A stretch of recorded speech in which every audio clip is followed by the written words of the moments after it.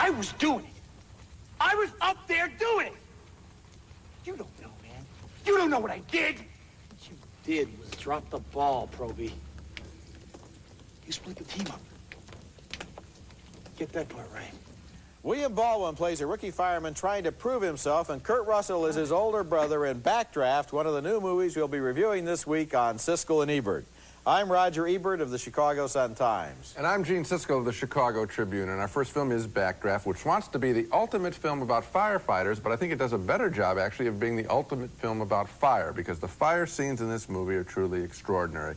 If you want to fantasize about fighting a fire, this is it.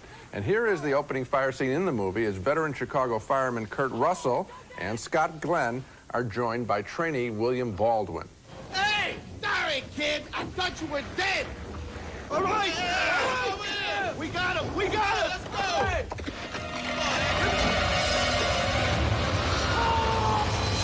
Oh! Man down! Also starring in Backdraft, Robert De Niro as the arson investigator trying to find out who's been setting all of these mysterious fires that feature a killer backdraft of smoke and flames. In a word, Brian, what is this job all about? Fire.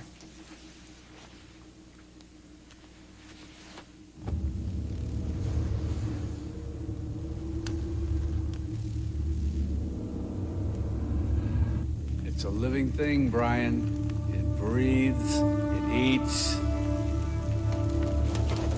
And it hates. The only way to beat it is to think like it.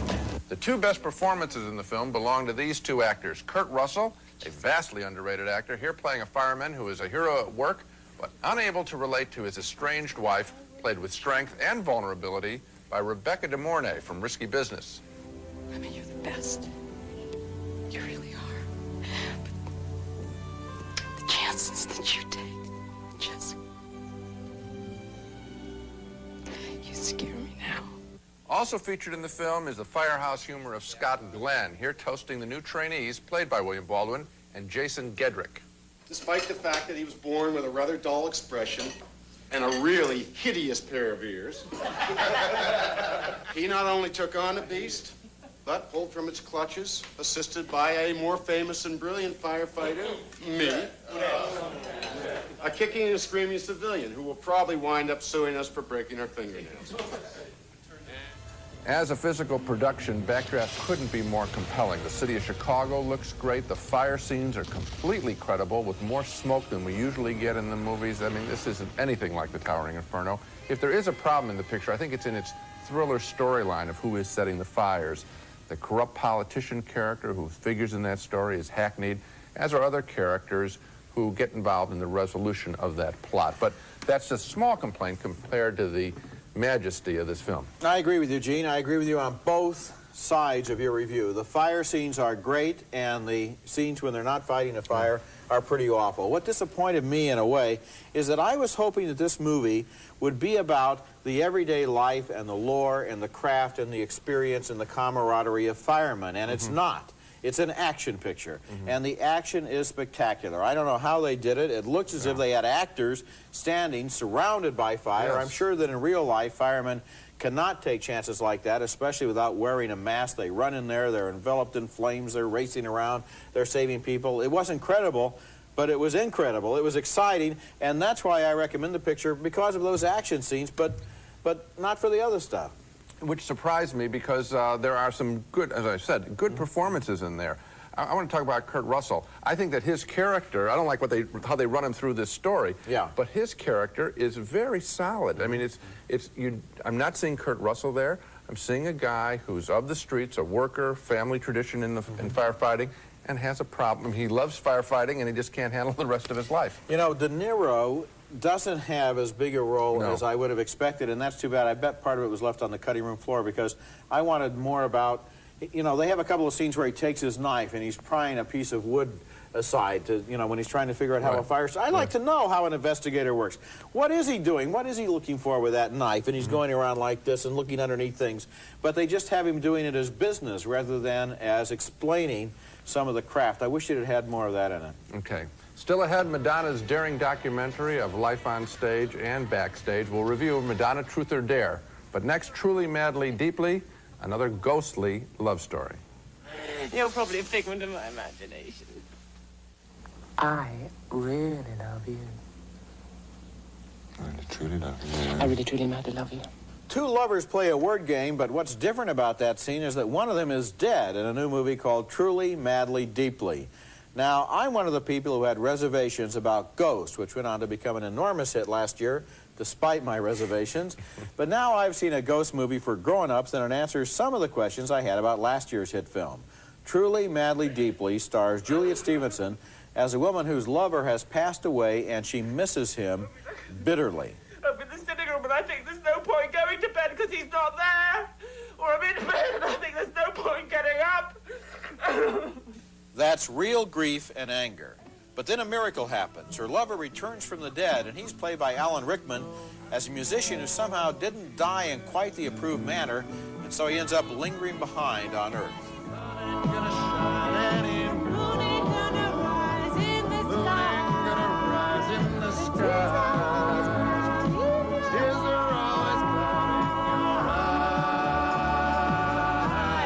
But there are complications, and one of them is that once somebody is dead, you can't go on loving them forever, especially if they develop the bad habits of the dead, such as getting cold all the time.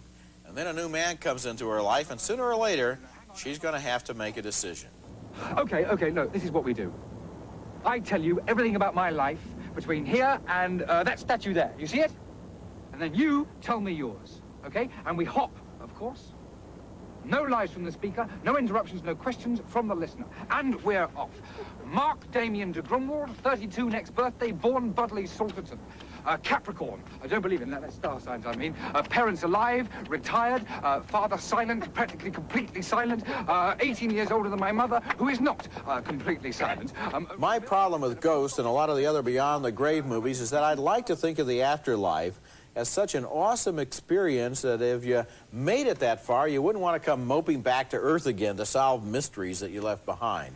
Truly, Madly, Deeply seems to understand that problem and to resolve it by giving us an ending where everyone, the living and the dead, has to accept reality. It's a grown-up movie with good performances, especially by Alan Rickman, who was a lot different here than when he played the villain in Die Hard. I enjoyed it. I like parts of it. I like the setup of, as you showed here, with the grief and the anger when someone leaves you, and that isn't shown often enough. Of course, Last Tango in Paris is the classic story of that. That's good. Then when he comes back and they're the joyful affair together, I thought it was more silly than I thought it was credible. That one I didn't think they played out credibly. And then the new lover, the new friend, if you will, he didn't do anything for me at all. I didn't think it was much of a choice. I thought the new lover was an interesting choice. He was an original guy. And another thing I liked about the movie is when Alan Rickman, the dead lovers, when his pals from the afterlife turn up, you know, and she says, I've got ghosts sitting in my living room watching videos, and they're arguing over whether they should watch 5 Easy Pieces or some other. You know, in a way, what does go on over there? There's just a touch of that. Those sad people in the window looking at them who have come from beyond the grave to kind of bring Alan Rickman back. That was intriguing. I just didn't think that there was a real choice there, and that's what I had trouble with. Okay, next you've heard the hype, and now get the real deal on Madonna, Truth or Dare. Our review is next. I'm so desperate. For what, honey? For some fun. Celebration, come together in every nation. You probably know who that is, Madonna, from the new concert documentary, Madonna, Truth or Dare. And this is nothing less than one of the best, most entertaining films I've seen this year.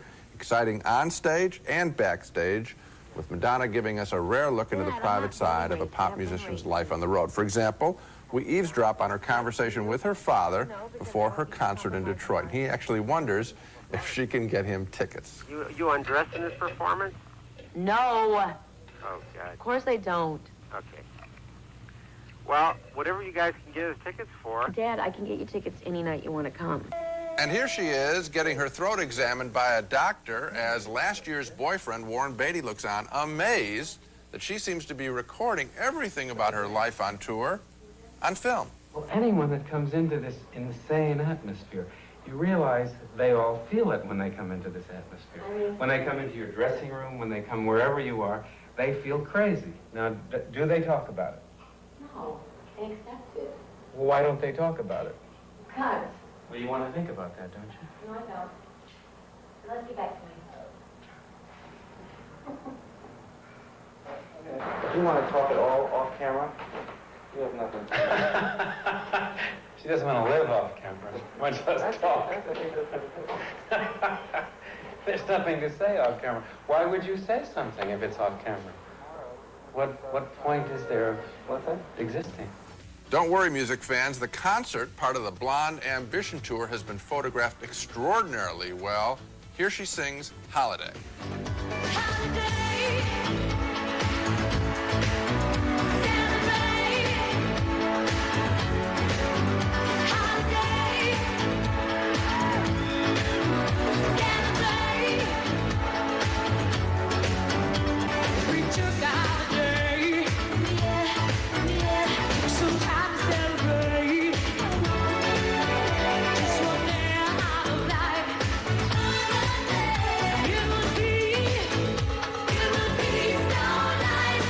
In between concerts, she entertains celebrity guests like comic actress Sandra Bernhard. Well, I mean, all I do is hang out with everybody in the show. After a while, it gets boring. Who do you want to meet next? Who do I want to meet next? Who would really blow you away? I think I met everybody. And Sandra Bernhard goes on to talk about her recent sexual adventures as Madonna pushes her friends and herself to be honest in front of the camera. Now, a lot of time is also spent on the lives and sexual preferences of her backup singers and dancers, and not too many stars would ever give backup players that much screen time. In a way, it's a generous film for that reason. And Madonna doesn't spare herself. She comes across as heroic in keeping the tour going, but also a little adolescent in her preoccupation with sex. But that's the way she is, and she's smart and brave, I think, in producing this terrific film. I agree with you. I think it's a terrific documentary, and what I found especially interesting was that Madonna, who had complete control over this film, apparently decided to let everything hang out, including personal moments that another artist might have sued if they tried to put it into a documentary. She's very honest there, and so it's interesting what she wants us to see about herself, how she presents herself. And I noticed two things. First of all, it's very important for her to be seen as nurturing, that she is kind of the parent figure of these people backstage, and she takes care of them and all of their problems. Then the other thing I noticed was the way people behaved toward her, including people in her entourage, was not so much that she was a star as that she was a boss. I mean, she's got power more than she has charisma in her backstage persona. She's like a business executive. She's like a political leader. You get the feeling that she's in charge. She makes the decisions. She gives the orders. And that when show business is no longer an option for her, if she wants to retire, she could go right into being a business executive of some sort, perhaps in another branch of show business. That's the impression I got, which was kind of surprising. Well, it is amazing that someone is able to be at the center of this storm, this concert tour, and actually pull it off physically. It's physical work. It's draining, and we see all that. And then to open up your private life like this, you know, people are always complaining, oh, why are the stars always so plastic and they're surrounded by publicists and the interviewers ask safe questions? Okay, I can't believe there's a controversy over this when somebody opens up. I mean, you can't have it both ways. This is great. This should be the standard. I'd like to take away the stardom quality and show that these people are pretty hard workers, have talent, and are smart. It's an interesting film. It is terrific. Apart from the fact that it also happens to be about Madonna. When we come back, Vanessa Redgrave as a fiercely proud Southern woman in The Ballad of the Sad Cafe. I'll have you arrested. I'll have you locked up in the penitentiary. I come to ask you to marry me, Miss Amelia. That is Vanessa Redgrave facing a moment of truth in our next movie, which is based on a famous novel by Carson McCullers called The Ballad of the Sad Cafe. It tells the story of a proud, independent, individualistic Southern woman named Miss Amelia who rules the men in her hamlet because she's the local moonshiner, the local healer, and also the strongest person in town. Her life is unrewarding but uncomplicated until visitors start to arrive in the little town. One of them is her cousin Lyman, played by Cork Hubert. I'm hunting for Miss Amelia Evans. How come? Because she is kin to me. Cousin Lyman almost seems to have arrived in order to stir up trouble between Miss Amelia and her next visitor, her estranged husband who's just gotten out of prison. He's played by Keith Carradine.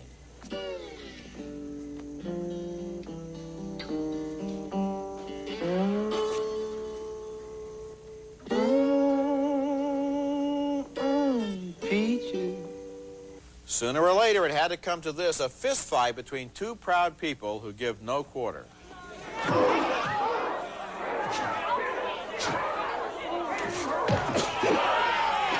The Ballad of the Sad Cafe is one of those Southern Gothic emotional extravaganzas that you really can't take very seriously because the characters are too grotesque to believe, but hidden inside this story is a fable about strong men and strong women. And Vanessa Redgrave is absolutely spellbinding as the strong woman. There were all sorts of ways she could have turned Miss Amelia into a caricature, but she plays the role with fierce honesty, and her performance is the best thing in a very odd movie. I really went both ways on this. Was it a recommendation? Was it not a recommendation? I think maybe because of Vanessa Redgrave, I would say Well, I'm yes. going to go the same way, and I think that I just have one problem, and that is unless you take it, and I think that's the way this is meant to be, some sort of just a fairy tale, and that's the way it was written by Carson McCullers, that you can't explain the cousin, the little cousin's actions, because he just comes in and he's like a malevolent little person. He wants to stir things up. That's it. I mean, in other words, but it's not like it's a real character. Yeah. It is just introduced in this story so that you have three characters all wanting to love someone and not getting the love back. He really wants to love her husband. I mean, that's who he's enamored of, and he's mistreated. She's mistreated by the cousin, and he is mistreated by her. So there's a lot of mistreatment going on, but she's very good, isn't she? She's good, and Keith Carradine's fine, too. When we come back, a second look at a movie called A Rage in Harlem, which looks a little different since the first time we saw it. On a program we did a few weeks ago, Gene and I both voted thumbs down for a new movie called A Rage in Harlem, which starred Forrest Whitaker and Robin Givens in a comedy about crime. Here's a scene from that movie. He spills a drink on me, and now he won't even ask me for a dance. Boy ain't got no manners. Well, honey, you're just gonna have to make it up to me on the dance floor, huh? We like that, but not a lot of the little stuff over in the corners of the movie. Well, it turned out we weren't the only ones who thought so. It turns out the film's director, Bill Duke, decided to cut 10 minutes from the film before it was released. But through a studio shipping error, Gina and I were sent the wrong earlier version of the film, the version with the 10 extra minutes. Well, I've now gone back to see the shorter version of the film. I gave it a second look, and you know what? Bill Duke's cuts made a big difference. 10 minutes does make a difference. I would now change my vote on A Rage in Harlem to thumbs up. What about you? I had the same reaction, and just so you understand, I moved in the newspaper, I originally gave it 2.5 stars. Now I'll move it up to 3 stars. So it's not like the picture completely turned around, but I like it now because what I felt at the beginning was, here is a sweet, wonderful love story between two good characters, Forrest Whitaker and Robin Givens in her debut, and it gets interrupted with a bunch of standard shoot-'em-up, foul-mouthed stuff that I wasn't interested in. And now the balance is a little restored. It could be even better. I'd cut, if it were up to me, cut a little more. And if I could find the scenes, put more of those two back in. I think one of the problems is the movie is based upon a novel that is filled from wall to wall with all kinds of colorful, eccentric characters. That's good reading. But in a movie, you've got to get that through line from beginning to end. And these cuts make A Rage in Harlem better. It's funny, we're the only people, apparently, in the world who saw the longer version. So now we're viewing now essentially the version that has been playing in theaters right from day one. Okay, let's now take another look at the movies we reviewed on this show. We both voted thumbs up on Backdraft, but more for the spectacular action scenes than for the contrived plot. A split decision on Truly, Madly, Deeply. Gene didn't like the male characters in the film.